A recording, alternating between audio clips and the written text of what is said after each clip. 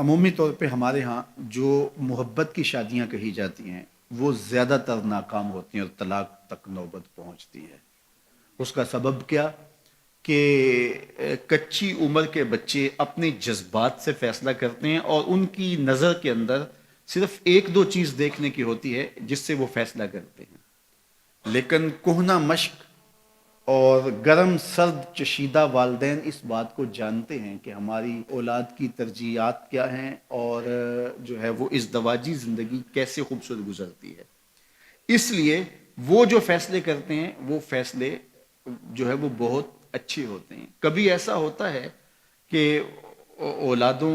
کو اللہ تعالیٰ فہم، فراست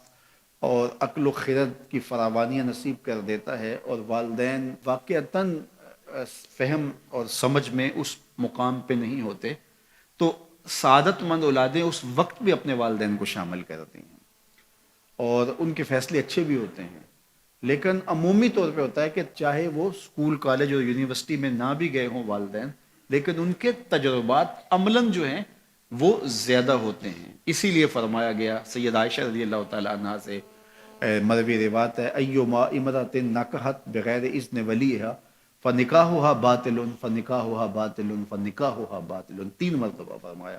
جو خاتون اپنے ولی کی اجازت کے بغیر نکاح کرتی ہے اس کا نکاح باطل ہے، اس کا نکاح باطل ہے، اس کا نکاح باطل ہے۔ تو عمومی طور پہ وہ نکاح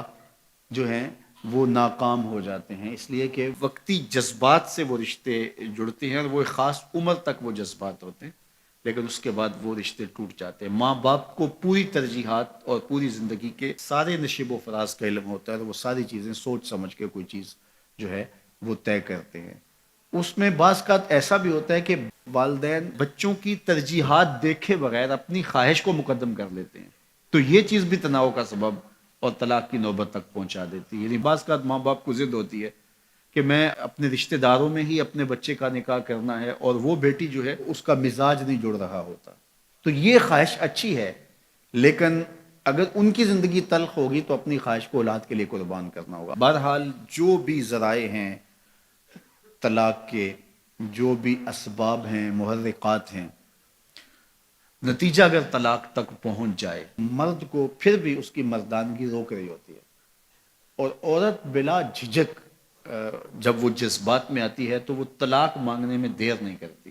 اور بہت ساری طلاق جو جذباتی ماحول میں ہوتی ہیں اس میں قصور خاتون کا ہوتا ہے کہ وہ طلاق مانگتی ہے۔ تو عورت کو کبھی بھی طلاق نہیں مانگنی چاہیے، ہاں اگر واقعتاً اس کا استحقاق بنتا ہے، وہاں زندگی گزارنا مشکل ہو گیا ہے، تو وہ عدالت میں رجوع کر کے خلا لے سکتی ہے۔ لیکن یہ عورتیں جو ڈٹ جاتی ہیں کہ ٹھیک ہے مجھے بھی فارغ کرو، میں ایک لمحہ اس گھر نہیں رہنا چاہتی، یہ گھر میرے لیے جہنم ہے، اور یہ اس کی بہنوں کے سامنے، اس کے بھائیوں کے سامنے، اس کے خاندان والوں کے سامنے اس کو یوں للکار رہی ہوتی ہے، تو پھر وہ طلاق دے دیتا ہے۔ اور بعض کا وجہ نہیں ہوتی کہ وقتی تناؤ ہوتا ہے۔ تو حضرت امام ابو داود نے حضور کا یہ فرمان لکھا ہے کہ آقا کریم نے فرمایا کہ جو خاتون بغیر عذر کے اپنے شوہر سے طلاق مانگتی ہے وہ جنت کی خوشبو بھی نہیں پائے گی، اور جنت کی خوشبو 500 سال کی مسافت سے آنا شروع ہو جائے گی۔ تو جو بغیر عذر کے اپنے شوہر سے طلاق مانگتی ہے، تو یہ بات ذہن میں رکھیے گا کہ عورت نہیں چاہتی کہ یہ اس کے وقتی جذبات ہوتے ہیں، وہ یہی چاہتی ہے کہ میں سرخ جوڑے میں اس گھر میں آئی ہوں تو سفید کفن میں واپس لوٹوں اس گھر میں۔ اور عورت کی آرزو ہوتی ہے کہ میرا شوہر جو ہے وہ مجھ کو جو ہے وہ خود اپنے ہاتھوں سے جو ہے وہ لاحد میں اتارے۔ میرے حضور صلی اللہ علیہ وسلم نے عورت کے اس جذبات کا لحاظ کرتے ہوئے ایک دن سیدہ عائشہ سے کہا کہ عائشہ اگر تو انتقال کر جائے میں تجھے خود کفن دوں، خود لاحد میں اتاروں۔ تو حضرت عائشہ رضی اللہ تعالیٰ عنہ کی چشمان اقدس سے آنسو آ گئے کہ یہ اگر ہو تو میرے لیے اس سے بڑا کیا احساس ہے کہ میرا شوہر میرا خود جنازہ پڑھے اور خود مجھے کفن دے اور خود مجھے لاحد میں اتارے۔ تو گھر ٹوٹنے سے بچیں، اور میاں بیوی کا جس طرح یہ دنیا میں رشتہ ہے تو یہ رشتہ آخرت میں بھی قائم رہے گا، اور جب خاتون جنت میں جائے گی تو یہ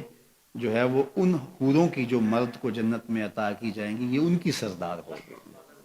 اور اس کا حسن و جمال ان سے فراواں ہوگا، اور اللہ تعالیٰ اس کو وہاں جو عزتیں دے گا